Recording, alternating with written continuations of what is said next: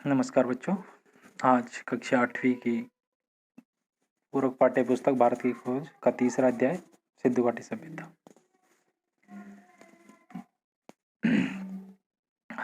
भारत के अतीत की सबसे पहली तस्वीर उस सिंधु घाटी सभ्यता में मिलती है जिसके अवशेष सिंध में मोहनजोदड़ो और पश्चिम पंजाब में हड़प्पा में मिले हैं।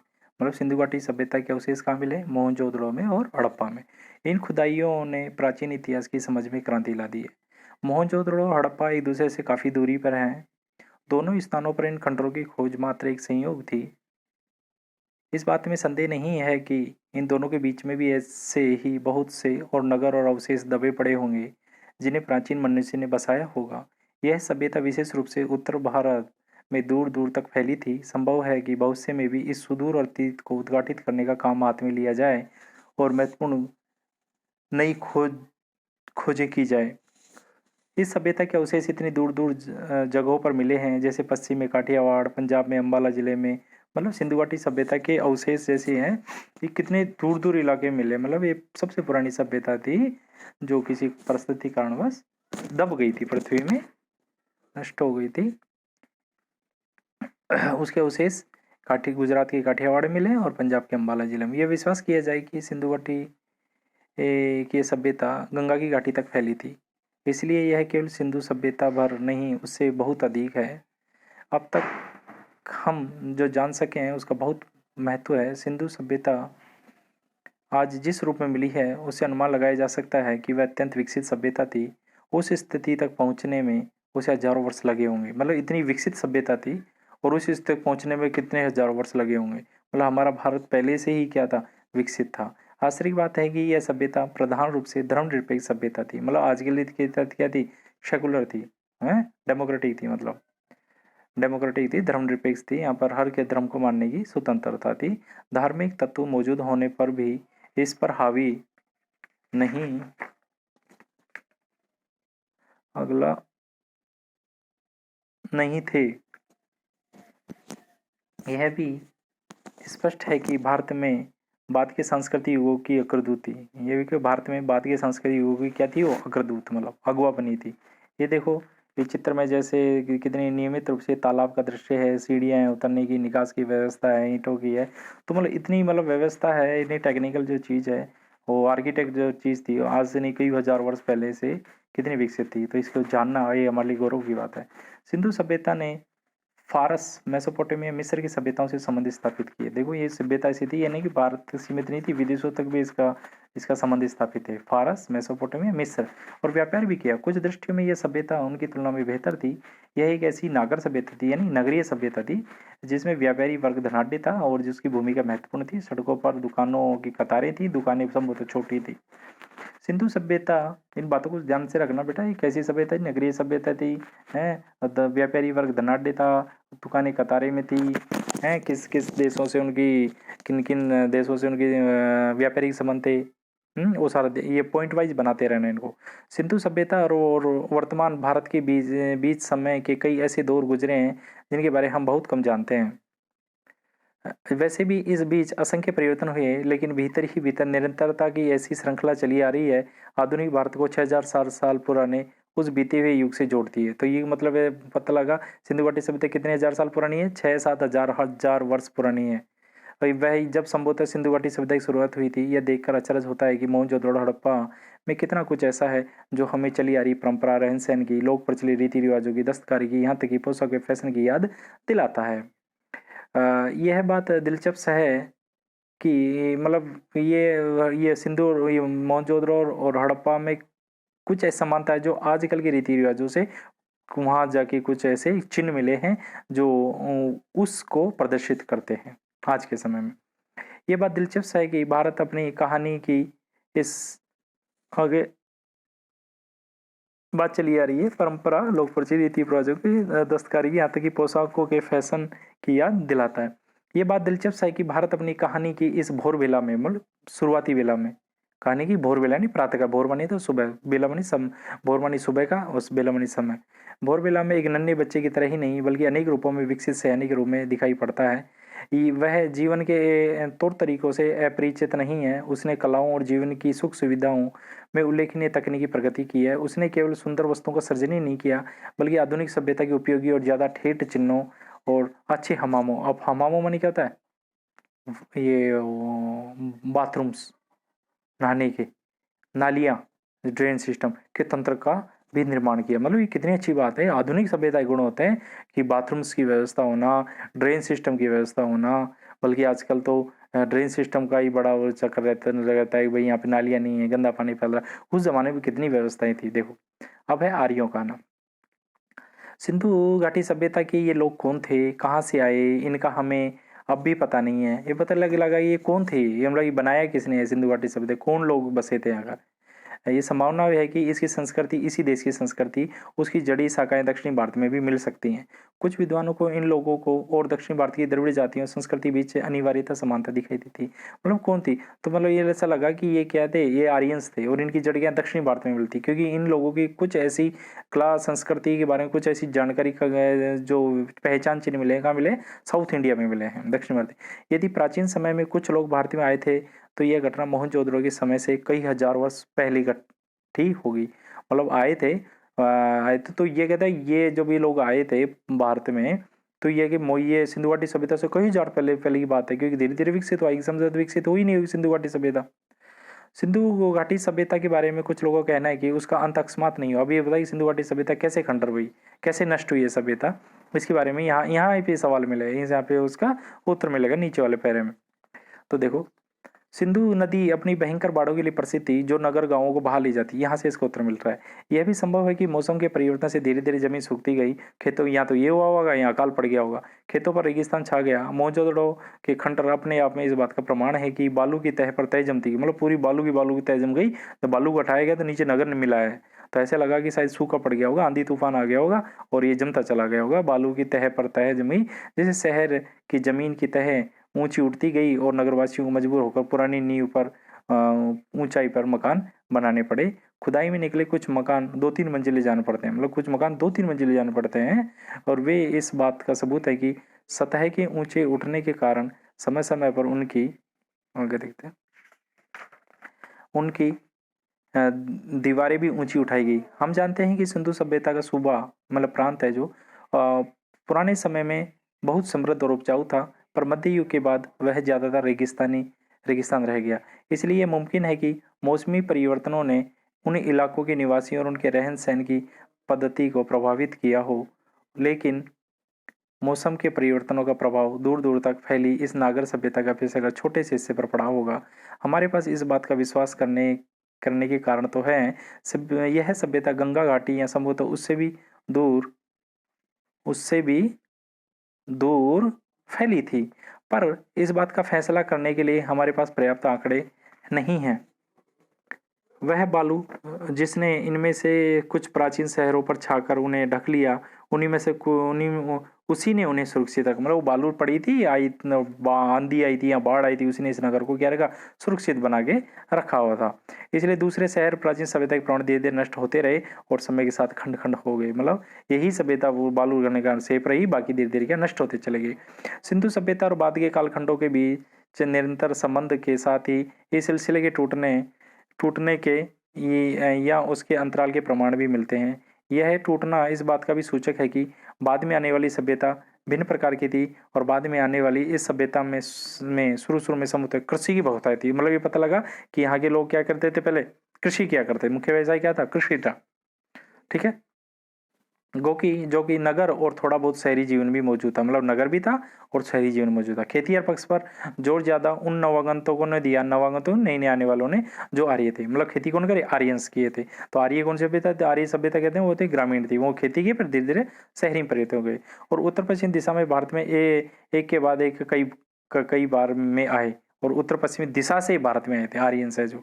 ऐसा माना जाता है कि आर्यों का प्रवेश सिंधु युग घाटी युग से लगभग 1000 वर्ष बाद हुआ है।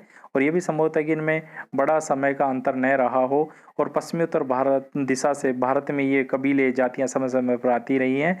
भारत में जज्ब होती रही हैं, जज मानी शामिल होती रही हैं। सबसे बड़ा सबसे पहला बड़ा सांस्कृतिक समन्वय मेलजोल बाहर से आने वाले आर्यों उन द्रविड़ जातियों के लोगों के बीच हुआ जो संभवतः सिंधु घाटी सभ्यता के प्रतिनिधि थे। मतलब सबसे बड़ा सांस्कृतिक समन्वय कब हुआ?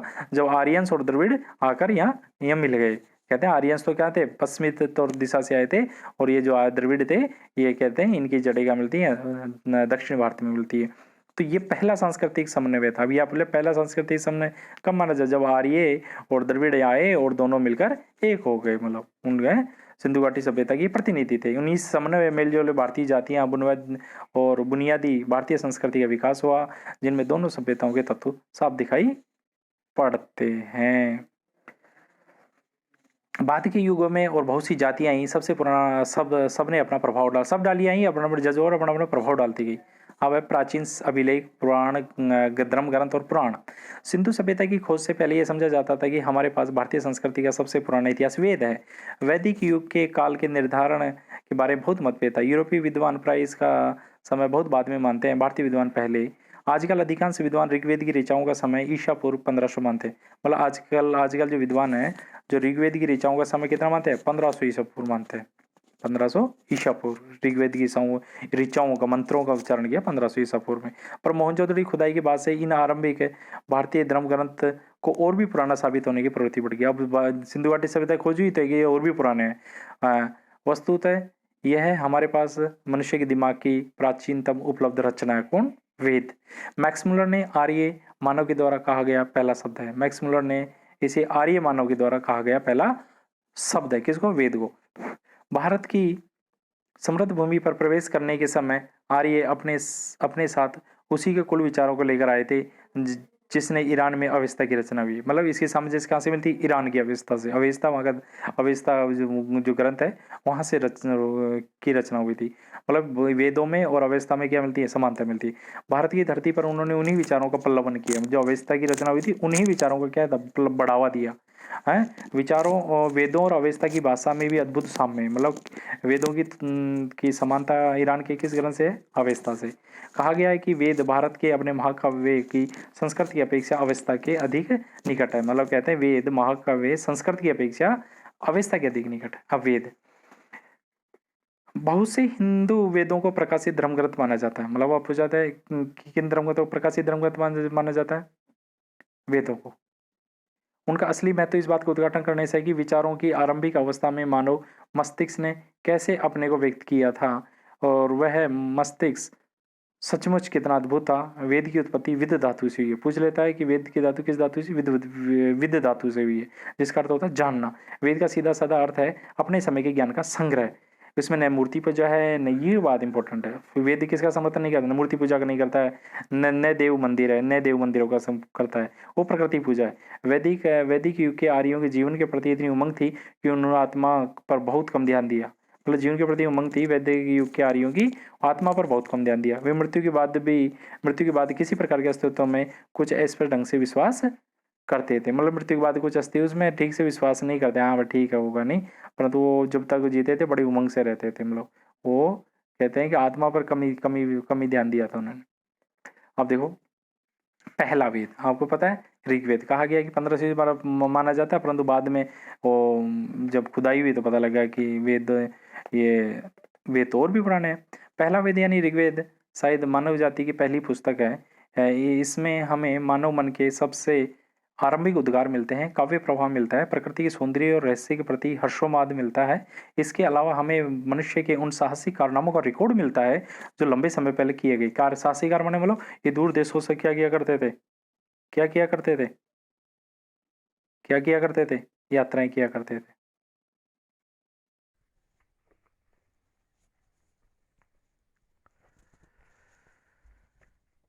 जो लंबे समय ये साहसिक कारनामे हैं, मतलब कि वो विदेशों से व्यापार किया था। मिस्र, मेसोपोटामिया, यहाँ व्यापार किया करते थे नदियों के सारे, तो वो लोग साहसिक कारनामे ही हैं। उस समय कैसी नाव हुआ करती थी उनका सबका जिक्र मिलता है। यहीं से भारत ने एक ऐसी तलाश आरंभ की जो उसके बाद कभी समाप्त नहीं हुई। मतलब यही तलाश थी जिसकी जो पहले अब तक कभी समाप्त नहीं हुई। सभ्यता के उषा काल मतलब प्रारंभिक काल में ही प्रबल और सहज कल्पना से संपन्न लोग जीवन के छिपे हुए अनंत रहस्यों को जानने के लिए सजग हुए। उन्होंने अपनी सहज आस्था के कारण प्रकृति के अनेक तत्व और शक्ति में देवत्वों का आरोप किया, पर इसमें साहस और आनंद का भाव था। बहुत से पश्चिमी लेखकों ने इस ख्याल को बढ़ावा दिया है कि भारतीय लोग परलोक परायण हैं। क्या है? पश्चिमी लेखकों ने इस ख्याल को बढ़ावा दिया है कि भारतीय लोग परलोक परायण हैं। मैं समझता हूँ कि हर देश के निर्धन और अभागे लोग एक हद तक परलोक में विश्वास करने लगते हैं, जब तक कि वे क्रांतिकारी नहीं हो जाते। कहते हैं तो परलोक परायण है, ये तो क्या है, दूसरे लोक में विश्वास करते हैं दूसरे लोग को चले जाते हैं। तो कहते हैं जब तक ये परलोक में, मैं समझता हूँ कि इस देश के निर्धन और अभागी लोग एक हद तक परलोक में विश्वास करने लगते हैं, तब तक वे क्रांतिकारी नहीं हो जाते। यही बात गुलाम देश के लोगों पर लागू होती है। मतलब जो परलोक पे विश्वास करते हैं, ऐसे ये क्या कहते होते हैं, वो उसमें एक तरह से गुलामी मानसिकता का वो क्या था, प्रभाव रहता है उसमें। हमें भारत में भी और स्थानों की तरह ही विचार और कर्म की दो समांतर विकसित होती धाराएं दिखाई पड़ती। एक तो जीवन को स्वीकार करती है, दूसरी जिंदगी से बचकर निकल जाना। एक तो सामना करना और एक जिंदगी से बचकर निकल जाना। अलग अलग युगों में कभी कभी बल एक पर होता है, कभी दूसरों पर, परंतु इतना निश्चित है कि वैदिक संस्कृति की मूल पृष्ठभूमि परलोकवादी या विश्व को निरर्थक मानने वाली नहीं थी। मतलब परलोकवादी नहीं थी और विश्व को निरर्थक मानने वाली नहीं थी। जब भी भारत की सभ्यता में बाहर आई, तब ऐसे हर दौर में जीवन और प्रकृति में लोगों ने गहरा रस लिया और जीने की प्रक्रिया में आनंद लिया। ऐसे युगों में कला, संगीत, साहित्य, साथ ही गाने नाचने की कला, चित्रकला, रंगमंच, सबका विकास हुआ। जब प्रकृति आई, प्रकृति लोगों को गहरा रस लिया, तो इन सब चीज़ों का क्या गया, विकास हुआ। ठीक है, इस बात को ग्रहण करना मुमकिन नहीं है। कोई संस्कृति, जीवन दृष्टि जिसका आधार परलौकिकता हो या विश्व को व्यर्थ मानती हो, वह सशक्त और विविधतापूर्ण जीवन की अभिव्यक्ति इतने रूपों की रचना कर सकती थी। मतलब जो प्रलोकवादी हो तो इतनी इतनी मतलब अपनी जीवन शैली में या अपनी कलाओं में इतनी विविधता नहीं ला सकती थी। कोई संस्कृति जो बुनियादी तौर पर प्रलोकवादिता होगी वह हजारों वर्ष तक बनी नहीं रह सकती। मतलब कोई संस्कृति जो परलोकवादिता होगी वह हजारों वर्ष तक नहीं बनी रह सकती।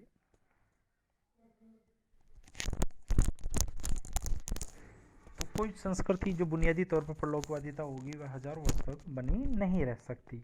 ये उनके तो विदेशी की जो बात थी भाई, ये आगे संस्कृति का परलोकवादी थे, उन बात का खंडन कर दिया गया है यहाँ पर।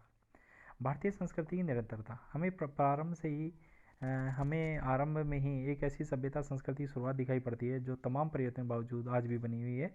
इसी समय मूल आदर्श आकार ग्रहण करने लगते हैं। साहित्य और दर्शन, कला और नाटक और जीवन के और तमाम क्रियाकलाप इन आदर्शों और विश्व दृष्टि के अनुकूल चलने लगते हैं। इसी समय हम विशिष्टतावाद और छुआछूत की प्रवृत्ति का आरंभ दिखाई देता है। भारतीय संस्कृति निरंतरता, देखो क्या हुआ कि हमें आरंभ से एक ऐसी सभ्यता और संस्कृति की शुरुआत दिखाई पड़ती है जो तमाम परिवर्तनों के बावजूद आज भी बनी हुई है। इसी समय मूल आदर्श ग्रहण करने लगते हैं और साहित्य, दर्शन, कला और नाटक और जीवन के तमाम क्रियाकलाप इन आदर्शों विश्व दृष्टि अनुकूल चलने लगते हैं। मतलब इनसे परिवर्तन हो जाता है और विश्व के अनुकूल चलने लगते हैं, उनमें विकास होने लगता है। इसी समय उस विशिष्टतावाद, छुआछूत की प्रवृत्ति का आरंभ दिखाई देता है। मतलब एक वर्ग विशिष्ट हो गया, दूसरा मतलब निम्न वर्ग हो गया। बाद में बढ़ते बढ़ते हुए ऐसा ही हो जाते हैं, मतलब जातीय प्रथा हो जाती है। यह प्रवृत्ति आधुनिक युग की जाति व्यवस्था थी। यह व्यवस्था एक खास युग की परिस्थिति के लिए बनाई गई थी, जिसका उद्देश्य था उस समय की समाज व्यवस्था को मजबूत बनाना। मतलब इसलिए बनाई गई थी, समाज व्यवस्था को मजबूत बनाने के लिए जाति व्यवस्था बनाई गई थी। ये ध्यान रख लेना इसमें। शक्ति और संतुलन प्रदान करना, उसे शक्ति और किसको किसको समाज व्यवस्था को शक्ति और संतुलन बनाने रखने के लिए की गई थी। किंतु बाद में उसी समाज व्यवस्था और मानव मन के लिए कारागृह बन गई। और वही क्या बन गई, समाज व्यवस्था और मानव मन के लिए आज क्या बन गई है, कारागृह बन गई है। फिर भी यह व्यवस्था लंबे समय तक बनी रही। इस ढांचे के भीतर बंधे रहते हुए भी सभी दिशाओं में विकास करने की मूल प्रेरणा इतनी प्राणवान थी कि उसका प्रसार सारे भारत में और उससे आगे बढ़कर पूर्वी समुद्रों तक हुआ। इतिहास के इस लंबे दौर में भारत अलग अलग थलग नहीं रहा। यूनानियों ने, चीनी और मध्य एशियाई और अन्य लोगों ने उसका संपर्क बराबर बना रहा। मतलब बाहर के लोगों से संपर्क बना रहा। 3000 वर्षों का यह सांस्कृतिक विकास और उसका अटूट सिलसिला अद्भुत है। अब है उपनिषद, ये तो भारतीय संस्कृति निरंतरता है। अब उपनिषद है। उपनिषद है, उपनिषदों का समय ईसा पूर्व 800 के आसपास माना जाता है। ये ध्यान रखो, कब माना जाता है उपनिषदों में, 800 ईस्वी के आसपास। वे हमें भारतीय आर्यों के चिंतन में एक कदम और आगे ले जाती है और यह एक लंबा कदम है, लंबा कदम है। अब देखो उपनिषदों में जांच पड़ताल और चेतना और चीज़ों के बारे में सत्य की खोज का उत्साह दिखाई देता है। यह सही है कि सत्य की ये खोज, मतलब इसमें क्या था, आध्यात्मिक चीज़ के बारे में बताया जाता है। ये सही है कि सत्य की ये खोज आधुनिक विज्ञान की वस्तुनिष्ठ पद्धति से नहीं की गई, फिर भी उनके दृष्टिकोण वैज्ञानिक पद्धति का तत्व मौजूद था। वे किसी चीज़ को सोचा करते थे वैज्ञानिक दृष्टि से। वे किसी किस्म से हटवाद को अपने रास्ते में नहीं आने दे, मतलब हट से नहीं, वो प्रयोग करके प्रैक्टिकल करके उसे अपनाते थे, उस पर जोर देते थे। उनका जोर अनिवार्य रूप से आत्मबोध पर है। उनका जोर क्या, आत्मबोध। अगर ऐसा महसूस किया, ऐसा हुआ, तो इस चीज़ को अपनाइए, ऐसा गलत है इसे मत अपनाइए। व्यक्ति की आत्मा परमात्मा संबंधी ज्ञान पर है। इन दोनों को मूलतः एक ही कहा गया है। बाह्य वस्तु जगत को मिथ्या तो नहीं कहा गया, पर उसे सापेक्ष रूप से सत्य कहा गया। आंतरिक सत्य के एक पहलू के अर्थ में उपनिषदों का सामान्य झुकाव अद्वैतवाद की ओर है, और सारे दृष्टिकोण का इरादा यही मालूम होता है कि उस समय जिन मतभेदों के कारण भयंकर वाद विवाद हो रहे थे, उन्हें किसी तरह कम किया जाए। यह समंजन का रास्ता था, सामंजस्य मिलाने का क्या था, रास्ता था। मतलब उपनिषद हमने जो कहा था, अद्वैतवाद की ओर था, अद्वैतवाद की ओर था, मतलब दो को अंतर मत कीजिए। सारे दृष्टिकोण का इरादा यही मालूम है कि उस समय जिन मतभेदों का भयंकर वाद विवाद हो रहा था, उन्हें किसी तरह क्या किया जाए, कम किया जाए। समाज में जो वाद विवाद हो रहा था, जो भेदभाव हुए थे, उसे कम किया जाए, समंजन का रास्ता सबको मिलाया जाए। जादू टोनों में दिलचस्पी या किसी किस्म के लोकोत्तर ज्ञान को सख्ती से निरुत्साहित किया गया था। मतलब ये जादू टोने, इस तरह की जो बातें थी, इनको सबको नकारने की बात की गई थी। बिना सच्चे ज्ञान के कर्मकांड और पूजा पाठ को व्यर्थ बताया गया। मतलब बिना सच्चे ज्ञान के कर्मकांड, दिखाओ, पूजा पाठ, सबको क्या बताया गया, व्यर्थ बताया गया। उपनिषदों की सबसे प्रमुख विशेषता सच्चाई पर बल दें, इसको अंडरलाइन कर लेना। उपनिषदों की सबसे प्राचीन विशेषता क्या है, सच्चाई पर बल देना। उपनिषदों की मशहूर प्रार्थना में प्रकाश और ज्ञान की ही कामना की गई है। उपनिषदों की मशहूर प्रार्थना में किसकी कामना की गई है, प्रकाश और ज्ञान की ही कामना की गई है। असत्य से मुझे सत्य की ओर ले चलो, प्रकाश और ज्ञान की, मुझे असत्य से सत्य की ओर ले चलो, अंधकार से मुझे प्रकाश की ओर ले चलो, मृत्यु से मुझे अमृत की ओर ले चलो। ये किस में कहा गया, ये किस में कहा, उपनिषदों में गया। बार बार हमें एक बेचैन मन झांकता दिखाई पड़ता है, जो निरंतर किसी खोज में, किसी प्रश्न का उत्तर पाने में लगा है। ऐत्रेय ब्राह्मण में एक लंबी अनंत यात्रा के बारे में एक स्त्रोत है। श्लोक का अंत एक इस टेक के साथ होता है, चैरेविति चैरेविति, हे यात्री इसलिए चलते रहो, चलते रहो, इसलिए चलते रहो, चलते रहो, बोले चलना है, जीवन आगे बढ़ते रहना चाहिए। व्यक्तिवादी दर्शन के लाभ और हानियाँ। उपनिषदों के बराबर इस बात पर जोर दिया गया है कि कारगर रूप से प्रगति करने के लिए जरूरी है कि शरीर स्वस्थ हो, मन स्वच्छ हो। शरीर स्वस्थ हो, मन स्वच्छ हो, तन मन दोनों अनुशासन में रहे, तभी क्या होगा, प्रगति कारगर रूप से करेगा। ज्ञानार्जन या किसी तरह की उपलब्धि के लिए संयम होना चाहिए, आत्म पीड़न, आत्म त्याग जरूरी है। मतलब ज्ञानार्जन क्या है कि चाहिए, अगर आप ज्ञान प्राप्त करिए, क्या चाहिए आपको, चाहिए पेशेंस चाहिए, आत्म पीड़न चाहिए, मतलब थोड़ा कष्ट देना पड़ेगा, आत्म त्याग चाहिए, थोड़ा सा सेक्रीफाइस करना पड़ेगा। इस प्रकार की तपस्या का विचार इस तरह का विचार भारतीय चिंतन में सहज रूप से निहित है। गांधी के नेतृत्व में जिन जन आंदोलनों ने भारत को हिला दिया, मतलब गांधी जी, महात्मा गांधी की बात है कि जिन जन आंदोलनों ने भारत को हिला दिया, उनके पीछे जो मनोवृत्ति काम करती है, उनकी सही समझ के लिए इस विचार को समझना जरूरी है। क्या है, इस विचार को समझना है कि अगर कारगर प्रगति करना है तो मन, शरीर स्वस्थ होना चाहिए, मन स्वच्छ होना चाहिए, तन मन दोनों क्या होना चाहिए, अनुशासन में रहना चाहिए। और कोई भी लक्ष्य की प्राप्त करना तो संयम चाहिए, आत्म पीड़ित चाहिए, आत्म त्याग चाहिए। तो तभी जाकर कुछ ऐसी बातें थी। इन्हीं बातों के तहत क्या हुआ कि जब गांधी जी जन आंदोलन करते थे, तो पूरे मतलब वो विदेशी सत्ता को हिला दिया करते थे। भारतीय आर्य अपने से भिन्न औरों के विश्वासों और जीवन शैलियों के प्रति चरम सहनशीलता के कारण उन झगड़ों को बचाते रहे जो अक्सर समाज को खंड खंड कर देती है। उन्होंने एक ऐसे संतुलन बनाए रखा, एक व्यापारिक ढांचे के भीतर रहते हुए भी लोगों को अपनी पसंद की जिंदगी बसर करने की काफ़ी छूट देकर उन्होंने एक प्राचीन अनुभवी जाति की समझदारी का परिचय दिया। उनकी उपलब्धियां बहुत अनोखी थी, लेकिन उनके इसी व्यक्तिवाद का परिणाम यह हुआ कि उन्होंने मनुष्य को सामाजिक पक्ष पर और समाज के प्रति उसके कर्तव्य पर कम ध्यान दिया। मतलब व्यक्ति क्या हो जाए, व्यक्तिवादी हो गया, खुद के बारे में सोचने लगा, समाज के बारे में नहीं सोचने लगा। हर व्यक्ति के लिए जीवन बटा है, बंधा हुआ था। उसके मन में एक समग्र समाज की न तो कल्पना थी, न उसके प्रति कोई दायित्व वो था। मतलब उसके वजह पे अगर व्यक्तिवाद आता है तो उसके वजह क्या थे, मतलब इसमें क्या था, लाभ, ये लाभ हो गया और ये हानि है। तो ये लाभ, ये अभी पहले लाभ बता दिया, अब ये हानि आ गई। तो उसके प्रति दायित्व बोध था, न उसके प्रति दायित्व बोध था। इस बात का कोई प्रयास नहीं किया गया। समाज के साथ एकात्मता महसूस करें, इस विचार का विकास शायद आधुनिक युग में हुआ। किसी प्राचीन समाज में ये नहीं मिलता, इसलिए प्राचीन भारत में इसकी उम्मीद करना गैर मुनासिब होगा।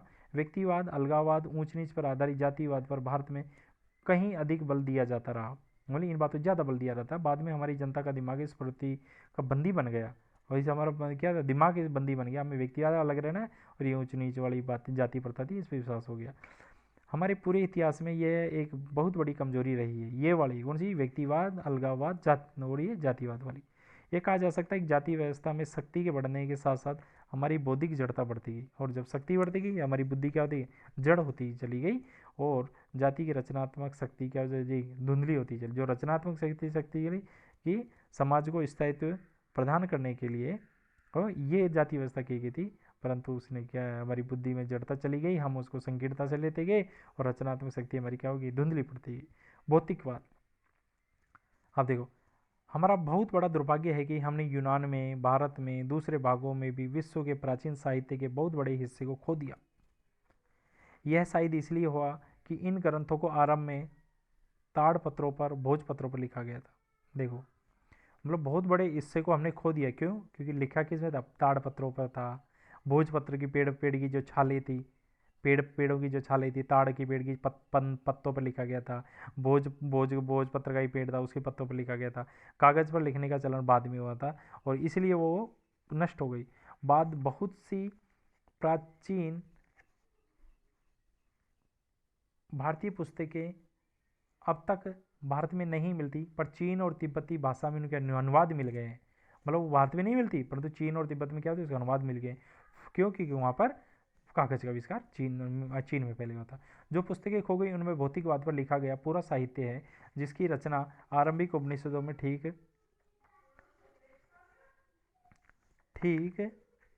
बाद हुई थी। इस साहित्य का हवाला अब सिर्फ उनकी रचनाओं में मिलता है, फिर भौतिकवादी सिद्धांतों खंडन के विशुद्ध प्रयास में। फिर भी इस बात में कोई संदेह नहीं कि भारत में सदियों तक भौतिकवादी दर्शन का प्रचलन रहा और जनता पर उस समय उसका गहरा प्रभाव पड़ा। जो पुस्तकें खो गई हैं उनमें भौतिकवाद पर लिखा गया पूरा साहित्य है, जिसकी रचना आरंभिक उपनिषदों के ठीक बाद हुई थी। कब हुई थी, उपनिषदों के ठीक बाद। उपनिषद रचना 700 ईसा पूर्व, नहीं उपनिषद की का समय रहा है 800 ईसा पूर्व के आसपास माना जाता है, 800 ईसा पूर्व के आसपास माना जाता है। उसके बाद में क्या है, भौतिकवाद की पर लिखा गया। इस साहित्य का हवाला कुछ अब सिर्फ इनकी आलोचनाओं में मिलता है, फिर भौतिकवादी सिद्धांतों के खंडन के विशद प्रयास में। फिर भी इस बात में कोई संदेह नहीं है कि भारत में सदियों तक भौतिकवादी दर्शन का प्रचलन रहा। भौतिकवादी क्या होता है, ये सुख सुविधाओं को अपनाने वाला माल, और जनता पर उस समय उसका प्रभाव रहा, और राजनीतिक और आर्थिक संगठन पर ईसा पूर्व 4वीं शताब्दी में रचित है कौटिल्य की प्रसिद्ध रचना अर्थशास्त्र में उसका उल्लेख किया गया है। तो कौटिल्य यानी चाणक्य ने ईसा पूर्व 4वीं शताब्दी में अर्थशास्त्र पुस्तक की रचना की थी। ठीक है, उल्लेख भारत में प्रमुख दार्शनिक सिद्धांत के रूप में किया गया है। भारत में भौतिकवाद के प्रमुख रूप के बहुत से साहित्यों को पुरोहितों और धर्म के पुराणपति स्वरूप में विश्वास करने वाले लोगों ने बाद में नष्ट कर दिया। भौतिकवादी के बहुत से साहित्य को पुरोहित और धर्म के पुराणपति स्वरूप में विश्वास करने वाले लोगों ने नष्ट कर दिया। भौतिकवादियों ने विचार, धर्म और ब्रह्म ज्ञान के अधिकारियों और स्वार्थ से प्रेरित विचारों का क्या किया, विरोध किया। भौतिकवादियों ने जो क्या थे, विचार, धर्म और ब्रह्म ज्ञानियों के अधिकारियों मतलब पंडित थे, जो पंडित धर्म लोग थे और स्वार्थी से प्रेरित जो विचारों का था, उन विचारों वाले थे, उन सबका विरोध किया कि नहीं, भौतिकवादियों में। तो भौतिकवादियों में और ब्रह्म ज्ञानियों ने, ये वेद पुराण वो पूजा पाठ करने वाले, उन लोगों में क्या नहीं थी, बनती नहीं थी उन दोनों में। उन्होंने वेदों और पुरोहित परंपरा प्राप्त विश्वासों का विचार करते हुए घोषणा की कि विश्वास को स्वतंत्र होना चाहिए। विश्वास को क्या होना चाहिए, स्वतंत्र, पहले से मान ली गई बातों या अतीत के प्रमाणों पर निर्भर नहीं रहना चाहिए। तो उन्होंने क्या होना चाहिए, कसौटी पर कसना। ये कह रहे हैं भौतिकतावादी, पहले ही चल जा रहे तो नहीं मानना चाहिए। उन्होंने हर तरह के जादू टोने, अंधविश्वास की घोर निंदा की। उनका सामान्य रोग अनेक दृष्टियों से आधुनिक भौतिकवादी दृष्टिकोण जैसा था। वे अपने आप को अतीत की बेड़ियों और बोझ से मुक्त करना चाहते थे, उन तमाम बातों से जो प्रत्यक्ष दिखाई नहीं देती थी, साथ ही काल्पनिक देवताओं की पूजा से भी। उनके अनुसार वास्तविक अस्तित्व केवल विभिन्न रूपों में वर्तमान पदार्थ का और इस संसार का ही माना जा सकता है। इसके अलावा न कोई संसार है, न स्वर्ग है और नरक है, न ही शरीर के इससे अलग कोई आत्मा है। मन और बुद्धि बाकी सब चीज़ों का विकास बुनियादी तत्वों से हुआ है। नैतिक नियम मनुष्य के द्वारा बनाई गई रूढ़ियाँ मात्र है। मतलब नैतिक नियम क्या है? मनुष्य के द्वारा बनाई गई रूढ़ियाँ मात्र है, ऐसे कहा। तो देखो क्या कहा है कि उन्होंने कहा कि हर तरह के जादू टोना घोर निंदा की उन्होंने, किन्हें? भौतिकवादियों ने। उनका सामान्य रुख अनेक दृष्टियों से आधुनिक भौतिकवादी दृष्टिकोण जैसा था। आधुनिक वर्तमान की भौतिकवादी, वे अपने आप को अतीत की बेड़ियों और बोझ से मुक्त करना चाहते थे। तमाम बातों से वो प्रत्यक्ष दिखाई नहीं देती थी, साथ ही काल्पनिक देवताओं की पूजा से भी। इसके अनुसार वास्तविक अस्तित्व लेकर विभिन्न रूपों में वर्तमान पदार्थ का और इस संसार का ही माना जा सकता है। इसके अलावा न कोई संसार है, न स्वर्ग है, न नरक है, न शरीर से अलग कोई आत्मा है। मन और बुद्धि बाकी सब चीज़ों का विकास बुनियादी तत्वों से हुआ है। मतलब ये सब क्या है? काल्पनिक चीज़ें हैं। मन और बुद्धि में जैसे सोचा वैसे तत्वों का विकास हुआ है। नैतिक नियम मनुष्य के द्वारा बनाई गई क्या है? रूढ़ी मात्र हो गया। नैतिक नियमों को मनुष्य द्वारा बनाई गई क्या होनी? रूढ़ी मात्र होता है। अब देखो महाकाव्य, महाकाव्य क्या? दो ही हैं एपिक। कौन से? रामायण और महाभारत। परंपरा और मिथिक, उसके बारे में देखते हैं। प्राचीन भारत के दो महाकाव्य रामायण और महाभारत को रूप ग्रहण करने में शायद सदियों लग गए होंगे। उनमें बाद में भी टुकड़े जोड़े जाते रही। इन ग्रंथों में भारतीय आर्यों के आरंभ के समय का वृत्तांत है। मतलब क्या हो गया? भारतीय आए थे ना, उसके आरंभ का वृत्तांत है, उनकी विजयों और उस समय के ग्रह युद्धों का, जब वे अपना विस्तार कर रहे थे और अपनी स्थिति मजबूत कर रहे थे। मुझे इनके अलावा कहीं भी किन्हीं ऐसी पुस्तकों की जानकारी नहीं है जिन्होंने आम जनता के मन पर लगातार इतना व्यापक प्रभाव डाला हो। इतने प्राचीन समय में रची जाने के बावजूद भारतीयों के जीवन पर आज भी इसकी जीवंत प्रभाव दिखाई पड़ता है। ये दोनों ग्रंथ भारतीय जीवन का अंग बन गए हैं। इनमें हमें सांस्कृतिक विकास की विभिन्न श्रेणियों के लिए ठेठ भारतीय ढंग से एक साथ सामग्री उपलब्ध है, अर्थात उच्चतम बुद्धिजीवी से लेकर साधारण अनपढ़ और अशिक्षित देहाती तक के लिए। इनके द्वारा हमें प्राचीन भारतीयों का वह रहस्य कुछ समझ में आता है जिससे वे अनेक रूपों में विभाजित और जात पात की ऊंच नीच में बटे समाज को एकजुट रखते थे, उनके मतभेदों को सुलझाते थे। उन्होंने लोगों में एकता जैसा नजरिया पैदा करने का प्रयत्न किया जो हर तरह के भेदभाव पर छा गया और बराबर बना रहा। भारतीय पुराकथाएं महाकाव्य तक सीमित नहीं है, उनका इतिहास वैदिक काल तक जाता है। वे अनेक रूपों आकारों में संस्कृत साहित्य से प्रकट होती रही है। कवियों नाटककारों ने इनका पूरा लाभ उठाया, अपनी कथाओं और सुंदर कल्पनाओं की रचना इनके आधार पर की है। अधिकांश पुरा कथाएं प्रचलित कहानियाँ वीर गाथात्मक है, मतलब वीर जोश वाली कहानियाँ हैं, लड़ाई वाली कहानियाँ हैं। इसमें सत्य पर अड़े रहने और वचन के पालन का उपदेश दिया गया है। मतलब सत्य पर अड़े रहो और जो वचन दिया है उसका पालन करो, चाहे जानी क्यों ना चली जाए, चाहे परिणाम कुछ भी हो। साथ ही जीवन पर्यंत मरणोपरांत भी वफादारी, साहस, लोकहित के लिए सदाचार और बलिदान की शिक्षा दी गई।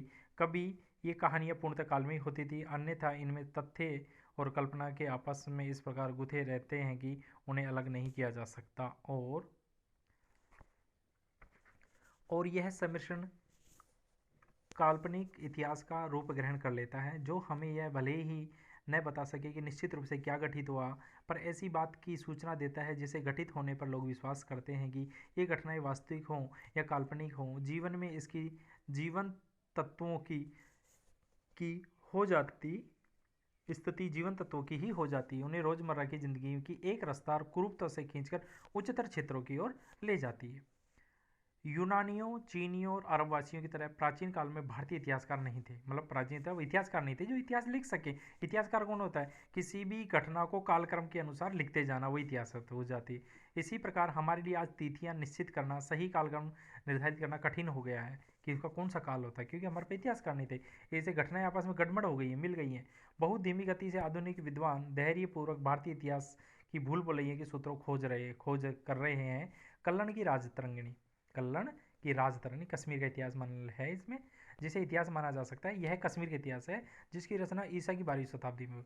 ईसा की 12वीं शताब्दी में किसकी रचना हुई? कल्लन की। और अर्थशास्त्र की रचना ईसा की 34वीं शताब्दी में हुई। ईसा की 34वीं शताब्दी में हुई अर्थशास्त्र की।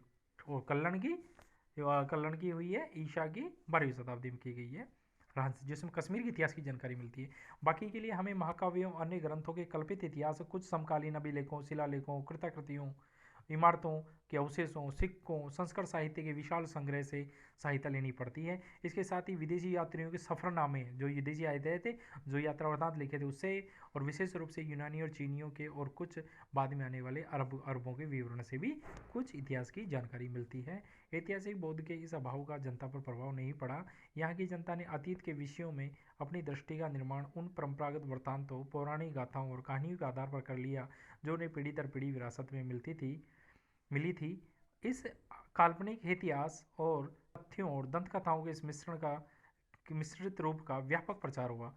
इनसे जनता को एक मजबूत और टिकाऊ सांस्कृतिक पृष्ठभूमि मिली, लेकिन इतिहास की उपेक्षा के कारण हमारे दृष्टिकोण में धुंधलापन पैदा हुआ, कि जिंदगी में अलगाव पैदा हुआ और तथ्यों के बारे में दिमागी उलझन हुई और सहज विश्वास करने की प्रवृत्ति पैदा हुई कि ऐसा होगा। परंतु हमारे पास क्या था, इतिहासकार नहीं थे कि उसकी एक निश्चित क्या मिले, एक क्रमानुसार क्या जानकारी मिली। अब है महाभारत।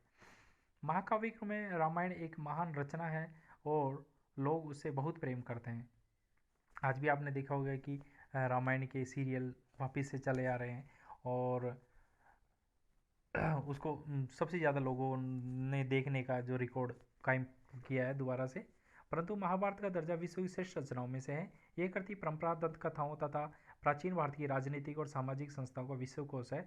लगभग 10 वर्ष बल्कि उससे भी कुछ अधिक समय से इस विषय के अधिकारी भारतीय विद्वान इसका प्रामाणिक संस्करण प्रकाशित करने की दृष्टि से विभिन्न उपलब्ध पाठों की जांच और मिलान करने में व्यस्त हैं। उन्होंने कुछ अंश प्रकाशित करके जारी भी कर दिए हैं, लेकिन ये कार्य अभी अधूरा है। शायद यही समय था जब भारत में विदेशी लोग आ रहे थे और अपने रीति रिवाज अपने साथ ला रहे थे।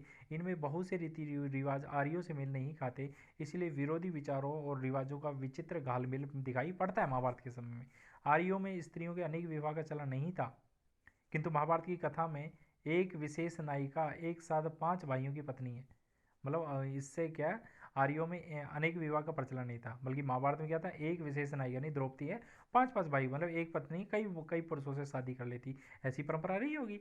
धीरे धीरे यहाँ पहले से मौजूद आदिवासियों के साथ नए आने वाले लोग भी आर्यों के साथ घुल मिलकर एक हो रहे थे और इस नई स्थिति के अनुरूप वैदिक धर्म में संशोधन किया जा रहा था। इन सबको समेट कर चलने वाला वह उदार व्यापक रूप ग्रहण कर लिया था जिसे आधुनिक हिंदू धर्म निकला।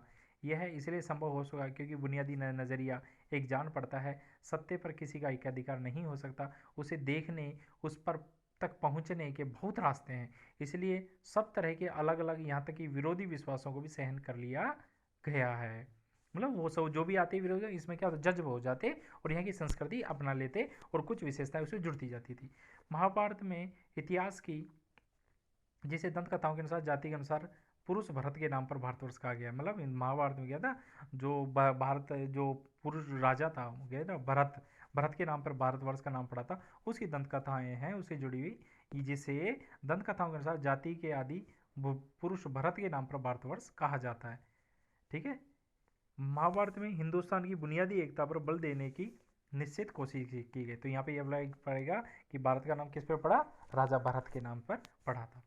तो बुनियादी एकता पर बल देने की निश्चित कोशिश की थी। इसका एक और पहले का नाम है आर्यावर्त, आर्यों का देश। तो ये भारत का एक दूसरा नाम क्या था, आर्यावर्त। याद रहेगा, भारतवर्ष किसके नाम पड़ा, भारत के नाम पर। एक नाम और था आर्यावर्त यानी आर्यों का देश है, किंतु यह नाम मध्य भारत में विंध्य पर्वत तक फैले उत्तर भारत के इलाके तक सीमित था। रामायण की कथा दक्षिण में आर्यों के विस्तार की कहानी। ठीक है, ये उत्तर भारत के इलाके तक फैली थी। कौन सी, महाभारत की। और रामायण की कथा दक्षिण में आर्यों के विस्तार की कहानी।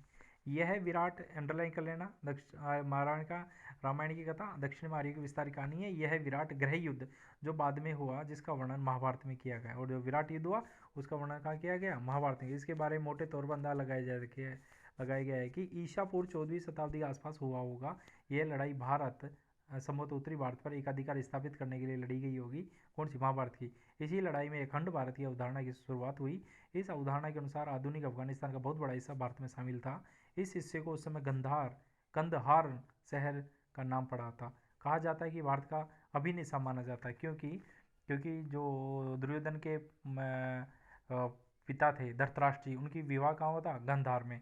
गांधार की जो गांधार राज्य की जो पुत्री थी गंधारी से उनका विवाह हुआ था। और वहीं के जो शकुनी थे वो भी गांधार नरेश थे, जो गांधारी के भाई थे। वास्तव में इसी कारण से मुख्य शासक की पत्नी का नाम क्या था, गांधारी, यानी गांधार की कन्या पड़ा था।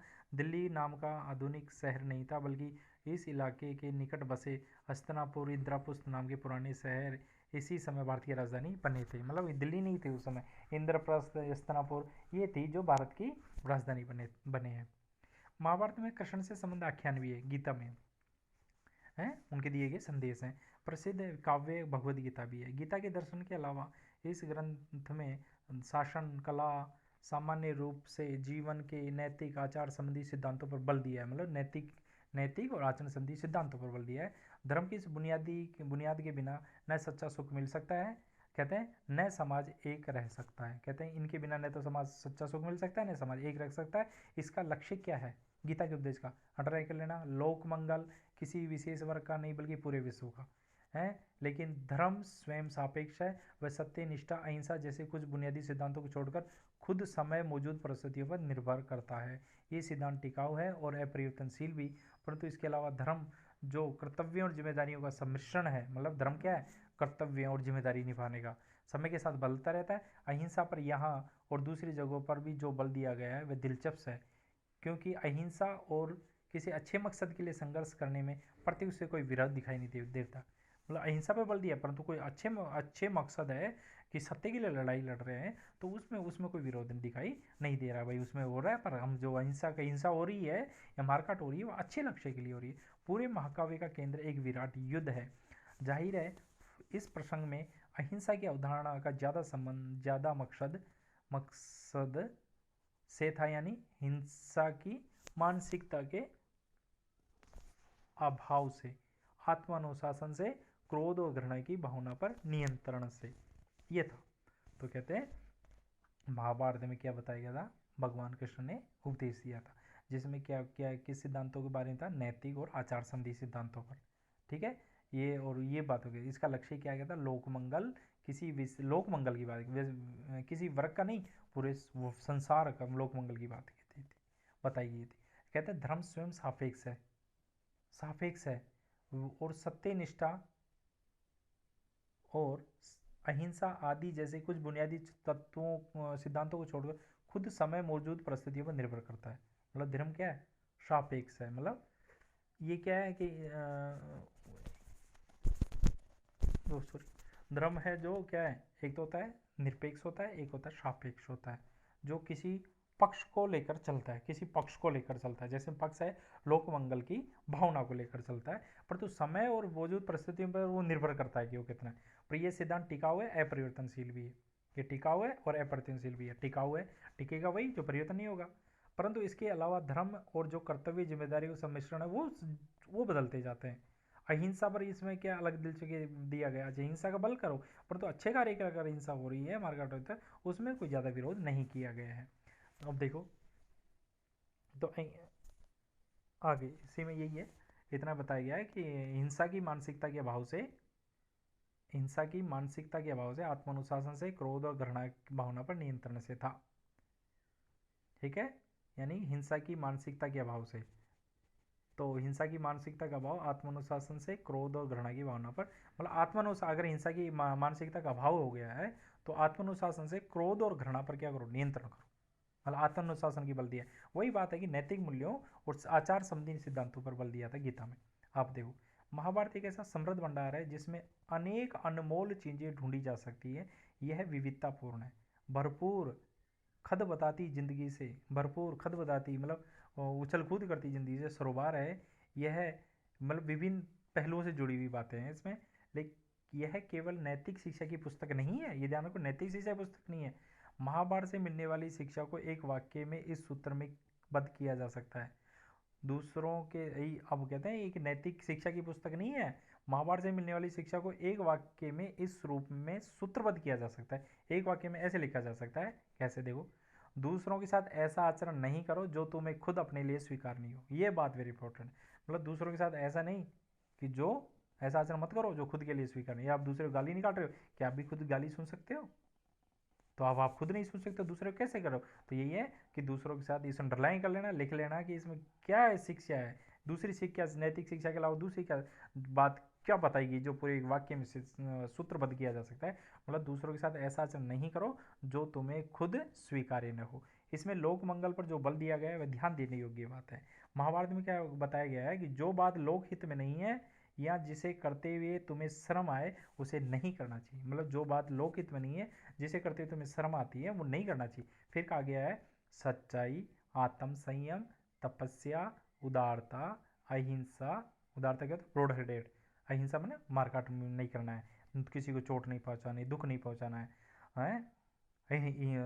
धर्म का निरंतर पालन सफलता के साधन है। मतलब ये ध्यान कहा गया कि सच्चाई, आत्म संयम, ये गीता में महाभारत में बताया गया है। सच्चाई, सेल्फ कंट्रोल, आत्म संयम, तपस्या, परिश्रम से मतलब यहाँ पे उदारता, ब्रॉड हेडेड, अहिंसा और धर्म का निरंतर पालन सफलता के साधन है, जाति और कुल नहीं है। मतलब यही है, और जाति और कुल से सफलता नहीं मिलेगी, इन चीज से सफलता मिलेगी जो प्रयास करेगा और इन सच्चाई पे रहेगा, आत्म संयम करेगा, अहिंसा का पालन करेगा और धर्म का निरंतर पालन करेगा। धर्म क्या होता है? जो सत्य की ओर ले चले हमें। धर्म जीवन और अमरता से बड़ा है, ये बताया गया है। किसमें कहा गया है कि धर्म जीवन और अमरता से बड़ा है? ये कहा गया महाभारत में कहा गया। सच्चे आनंद के लिए दुख भोगना आवश्यक है। अगर आप सच्चा आनंद, आपको अच्छे नंबर से पास होना पड़ेगा तो दुख भोगोगे कैसे? आपको पढ़ना पड़ेगा, बैठना पड़ेगा, होमवर्क करना पड़ेगा, याद करना पड़ेगा, ठीक है। टेलीविजन आपको देखना कम करना पड़ेगा, वीडियो गेम खेलना कम करना पड़ेगा, तो आपको कष्ट भोगना पड़ेगा ना, अगर अच्छा आनंद लेना है तो। धन के पीछे दौड़ने वाले पर व्यंग किया गया है। क्या है? रेशम का कीड़ा अपने धन के बोझ से ही मरता है। मतलब देखो कितनी बात है, धन के पीछे भागने वाले पर क्या व्यंग किया गया कि रेशम का कीड़ा है ना, जो उसमें क्या है कोकून निकलता है, तो वो क्या अपने उसके बोझ से ही मर जाता है। अंत में एक जीवित और विकासशील जनता के लिए आदेश है। क्या आदेश दिया गया है? एक जीवित विकासशील जनता के लिए क्या है? असंतोष प्रगति का प्रेरक है। अगर आप अनसेटिस्फाई होगे तभी आप आगे बढ़ोगे। ये एक विकासशील जनता के लिए क्या दिया? आदेश दिया गया इसमें। असंतोष प्रगति का प्रेरक है। तो यहाँ तक हम पढ़ लिए हैं इसको। अब इस चैप्टर को आप दोबारा से खुद पुस्तक खोल के पढ़ना और कुछ मैंने बोला है उनको समझना, मुख्य मुख्य बातों को नोट करते हुए चलना। एक एक क्या कहते हैं नोट्स तैयार कर लेना, इसके मुख्य बातें क्या थी, भगवत गीता क्या थी, ये चाणक्य की रचना कौटिल्य ने अर्थशास्त्र की रचना कब की थी और राजतरंगिणी की रचना कब की गई थी, है भारत का किन किन सभ्यताओं से संबंध था, है महाभारत क्या किस में क्या बतलाया गया है रामायण में क्या बतलाया गया है। इन सब बातों को नोट कर लेना और फिर आगे से दूसरे अध्याय में बचे हुए चैप्टर को पूरा करेंगे। धन्यवाद।